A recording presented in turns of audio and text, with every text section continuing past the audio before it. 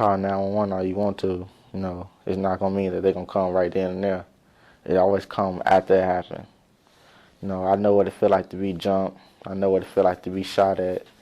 It's not a good feeling. In my personal opinion, I think the fact that a lot of these young guys are living in such hard conditions at home, and they go through so much stuff that they don't usually value their own lives. So they look at, like, I ain't really got a lot to live for or a lot to lose. So, they don't have a problem with taking another life because they don't value their own. I want to know what it feel like not to be looked upon because of my race, or just be frowned upon just because I'm black don't mean I'm going to rob you. Right. Or the fact that why it's so hard to believe that African American male want to make something of themselves. I don't like that. Just because you're doing something, people want to do all what they can to make sure they don't have it. Like once you get that way, you stuck. Once you get a record on you, you get known for being this person, it's hard to bring yourself up out of that. We have a lot of single parent homes in our community. Overall, I look at it is that we don't have enough fathers and men to our sons, which makes a big difference just to have that. And even if you don't have that man or man role model, we don't have that strong commitment to the family.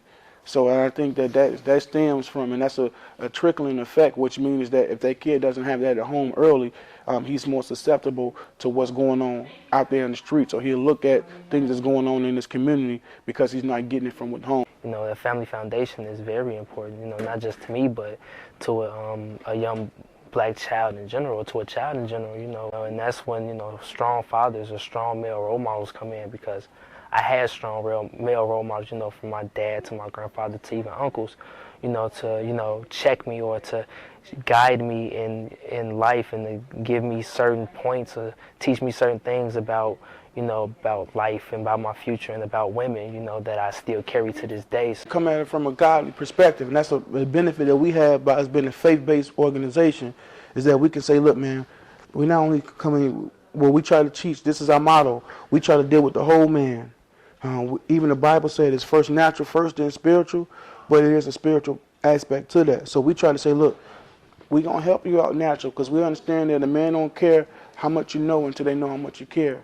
We also have a program or initiative inside of our program called Ceasefire, and they work with the high-risk youth, the guys in the neighborhood willing to shoot or be shot within our community. So what we try to do is they try to give them an alternative so they won't have those barriers they have as far as the idle times. If we really want to reduce youth violence, we need to get our priorities right.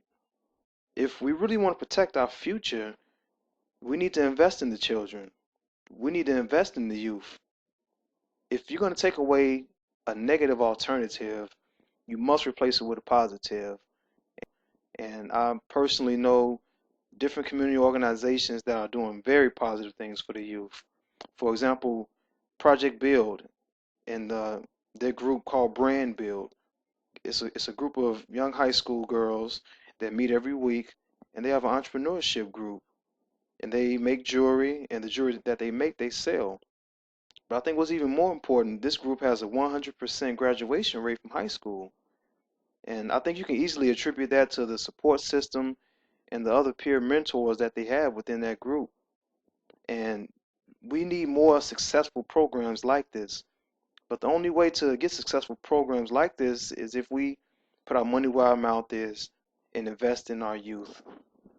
Imagine, that if we don't stop this right now or try to contain it right now, it's only going to get worse. And do you really want your children, your grandchildren growing up in a world where it's more violent than what it is now?